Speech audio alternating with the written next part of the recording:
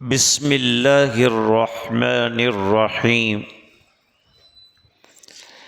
الحمد لولیہ والصلاة والسلام علی رسولہ وعلی آلہ وصحبہ اما بعد اعوذ باللہ من الشیطان الرجیم بسم اللہ الرحمن الرحیم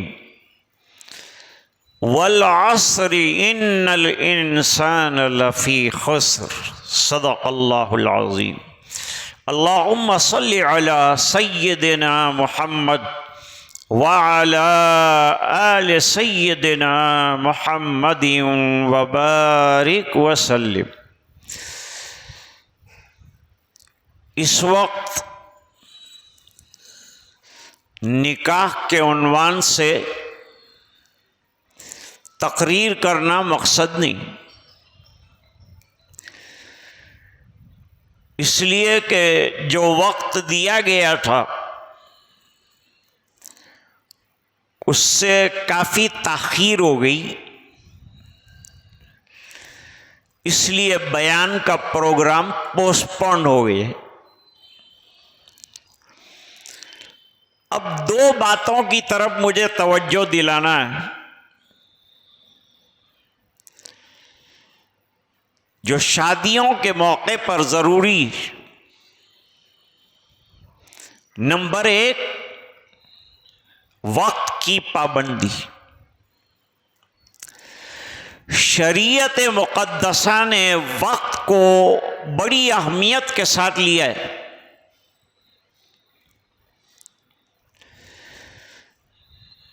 جیسے نماز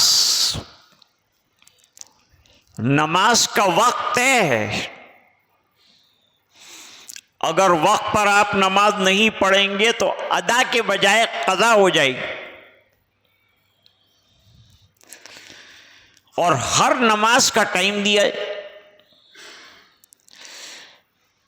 ان الصلاۃ کانت علی المؤمنین کتابا موقوتا۔ اللہ تعالیٰ فرماتے ہیں مومنین پر اللہ تعالیٰ نے نمازوں کو معین اوقات میں رکھا ہے،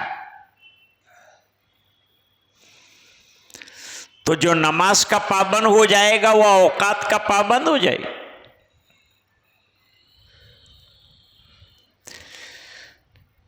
جیسے حج کے اندر عرفات کے میدان میں اتنے بجے سے لے کر اتنے بجے تک رہنا، دیکھو وقت کا پابند بنایا۔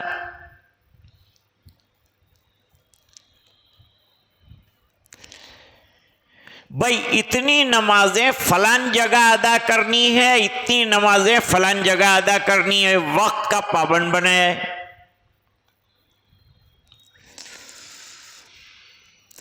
دوسری اور قوموں کے اندر یہ اوقات کی پابندی نہیں ہے جو ہمارے یہاں۔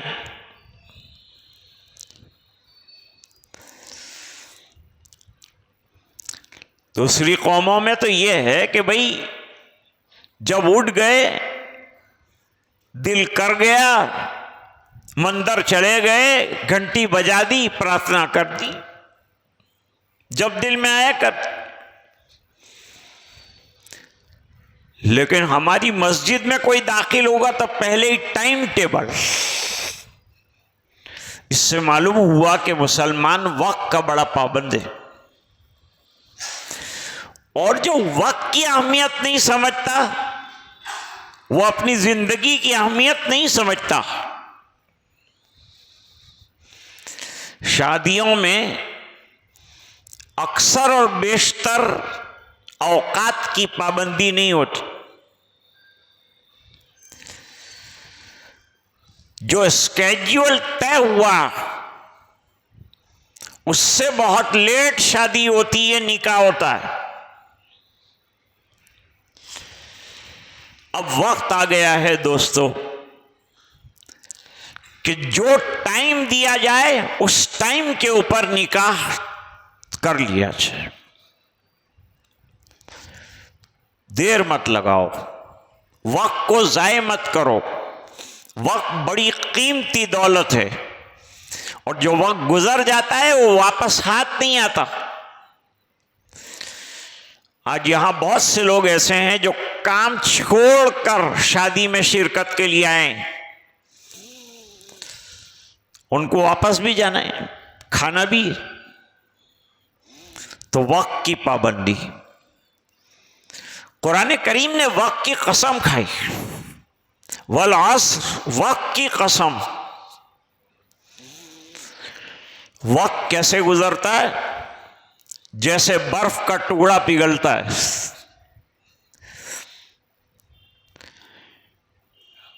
برف کا ٹکڑا آپ نے رکھا تو آپ کا کیپٹل کم ہو رہا ہے. میرے ایک دوست ہیں احمد آباد میں، برف کا کاروبار کرتے. میں نے ان سے پوچھا کاروبار کیسا ہے؟ انہوں نے کہا کہ صبح میں برف خرید کر لاتا ہوں تو برف مجھ سے کہتا ہے کہ مجھے جلدی بیچ دے ورنہ میں تجھے بیچ دوں گا. تو ایک چیز ہے وقت. آج کل ہمارے نوجوان دوسری چیزوں میں بڑے ایکیوریٹ ہیں، لیکن نکاح میں اور دینی معاملات میں ڈھیلے، اس لیے ڈھیلے ہو جاتے ہیں. ڈھیلے ہو گئے تو ڈھیلے ہو گئے. اپنے آپ کو اوقات کا پابند بناؤ، ڈسپلین پیدا کرو. مسلمان ڈسپلین والی قوم ہے. نماز میں نہیں دیکھا کیسا ڈسپلین ہے. اور ڈسپلین ٹائم کی ویلیو کے بغیر نہیں آئے. جس کے پاس ٹائم کا ویلیو ہوگا وہ ڈسپلین والا ہوگا. تو اپنے آپ کو ویل ڈسپلین بناؤ، ٹائم کا پابند بناؤ، ہر چیز طے کر لو. دیکھو روزے کے اندر ٹائم ٹیبل لائے کہ نہیں لائے؟ بھائی اتنے بجے سحری بند کرنا ہے، اتنے بجے افطار کرنا ہے تو کر ہی لینا ہے. نہیں میرے اندر بہت طاقت ہے، میں 2.5 گھنٹے بعد افطار کروں گا. فرمایا نہیں، جو ابھی ثواب ہے وہ بعد میں نہیں. کیوں؟ ہم لوگ ٹائم کے پابند نہیں. ایک بات. دوسری بات، مردوں میں تو نہیں ہے، عورتوں میں بہت ہے. شادی میں ایڈمنسٹریشن عورتوں کے پاس چلا جاتا ہے، اس لیے معاملہ گڑبڑ ہو جاتا ہے. اس لیے اللہ تعالیٰ نے جنازہ اٹھانے کے لیے مردوں کو ذمہ دار بنایا، عورت کو نہیں بنایا کہ بھئی عورتیں جنازے میں آئے اور عورتیں جنازہ لے کر قبرستان جائے. کیوں؟ ایک تو جنازہ لے کے چلنا دل گردے کا کام ہے. عورت کے اندر وہ دل نہیں ہے، وہ طاقت نہیں ہے، وہ غم برداشت کرنے کا داعیہ نہیں ہے جو مرد کے اندر. وہ تو روتی رہے گی، تو جنازہ کب اٹھے گا؟ صبح کا جنازہ شام کو بھی قبرستان نہیں پہنچے. اس لیے یہ حق لے کر مردوں کو دے دیا. تو اللہ نے عورتوں کو نبی نہیں بنایا، کوئی عورت نبی نہیں بنی. نبی جنی ہے، بنی نہیں. رابعہ بصری رحمت اللہ علیہا سے کسی نے کہا کہ آپ کتنی بھی محنت کر لیں لیکن آپ نبیہ نہیں بن سکتی. رابعہ بصری نے جواب دیا کہ عورت نبی بنتی تو نہیں ہے لیکن نبی جنتی، اس کی گود میں نبی جنم لیتا. دوسری چیز، شادی کو سمپل بناؤ. مرد تو بیچارے یہاں میں نے دیکھا کب سے بیچارے ادھر سے ادھر چکر کاٹ رہے تھے کہ کب دولہا صاحب آئیں اور ہم لوگ فارغ ہو جائیں. تو مردوں میں تو ایسا کوئی خاص بات ہے نہیں. ٹوپی اوڑھ لی، مسجد میں آ گئے، کھانا کھا لیا، نکاح میں دولہا صاحب کے لیے دعا کر لی اور گھر جا کے سو گئے۔ اتنا ہی کام ہے مردوں کا نکاح میں، جتنا باقی کا جھمیلا ہے سب عورتوں کے پاس۔ یہ جوڑا، وہ کپڑے، وہ زیور، وہ میچنگ، یہ کیچنگ، وہ ٹیچنگ، یہ سب جتنا جھمیلا ہے سب عورتوں کے حوالے۔ اس لیے گھر میں بھی سن رہی ہے ابھی ماں بہنیں، تو میں ان سے اپیل کرتا ہوں کہ آپ شادی کو سادی بنا دو، سمپل بالکل بنا دو۔ ہمارے دلہا صاحب دیکھو کیسے سادہ ہیں، اس طرح دلہن کو بھی سمپل بناؤ۔ اب کیا مہندی لگا دی اور میک اپ کر دیا، تو بڈھیوں نے مشورہ دیا کہ اب تو نماز مت پڑھنا، تیرا میک اپ خراب ہو جائے گا۔ ارے اس کی آخرت خراب ہو جائے گی، میک اپ کو کیا رو رہی؟ 5 وقت کی نماز چھوڑ دے گی تو اس کی آخرت بگڑ جائے گی، میک اپ خراب ہوگا اس کی فکر نہیں، آخرت خراب ہوگی اس کی فکر نہیں۔ تو آج آپ نے 2 نکتے مجھ سے سنے جو بالکل الگ سے ہیں۔ نمبر 1، وقت کی پابندی کرو اور اس کی دعوت چلاؤ۔ بھئی جنازہ کیسا وقت کے اوپر اٹھ جاتا ہے، تو پھر نکاح بھی وقت پر ہو جانا چاہیے۔ جیسے جنازہ بہت لوگ شور مچا دیتے، ٹائم تھئی گئے جو کاڑو جلدی کاڑو جلدی، ٹائم تھئی گئے۔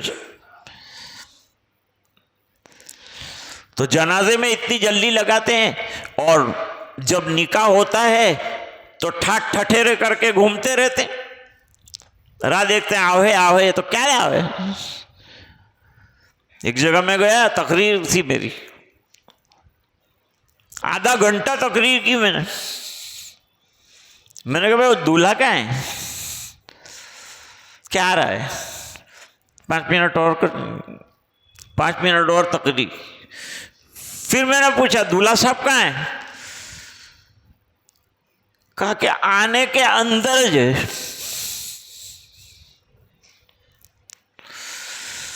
پھر تھوڑی دیر تقریر کی۔ پھر میں نے پوچھا کہ بھائی دولہا کہاں ہے، کہتے آؤں آؤں کرتا ہے۔ اور تقریر کی، بھائی کہاں ہے دولہا، تو کہ یہ رہا دروازے کے پاس۔ کیا کرتا ہے، کہ دودھ پیتا ہے۔ کیا بچپن میں دودھ نہیں پیے، ابھی کیا دودھ پی گئی؟ تو میں عرض کر رہا تھا کہ شادی کو سادگی کے ساتھ نپٹاؤ اور وقت کی پابندی کرو۔ آج کے 2 سبق ہیں۔ ہمارے الیاس بھائی ناراض ہو جاتے، میں 11:15 کو ان کے آرڈر پر آیا ہوں، اور میرا دستور ہے کہ نکاح کا جو ٹائم دیتے ہیں اس سے 10 منٹ راہ دیکھتا ہوں، بیان کرتا ہوں 10 منٹ انتظار کرتا ہوں، پھر نہ آئے تو السلام علیکم ورحمۃ اللہ وبرکاتہ دعا میں یاد چلا جاتا۔ لیکن ہمارے الیاس بھائی ناراض نہ ہو، کیونکہ یہ ہمارے قوم کے بڑے خادم ہیں، ہمارے علاقے کے بڑے خادم ہیں، وراچھا کے بڑے صوفی ہیں، اللہ والے ہیں، ان کو ناراض نہیں کر سکتے۔ اس بنا پر میں گیا نہیں، مروت میں اور غیرت میں، اور انتظار کیا۔ خیر دلہا صاحب تشریف لے آئے۔ دور سے کبھی آنے میں لیٹ ہو جاتا ہے، لیکن آنے والے حضرات اندازہ لگائیں کہ بھئی اتنے بجے ہم کو وہاں پہنچنا ہے، تو شارپلی اتنے بجے نکل جانا چاہیے۔ مجھے یقین ہے کہ مرد بالکل تیار ہوں گے، رکاوٹ عورتوں کی طرف سے ہوئی ہوگی، اس وجہ سے یہ لیٹ ہو گئے۔ اب اللہ تعالیٰ نکاح کو مبارک فرمائے، باعث خیر و برکت بنائے، نیک اولاد کے آنے کا ذریعہ بنائے، اور خاندانوں کو خوش رکھے اور شاد اور آباد رکھے، آمین یا رب العالمین۔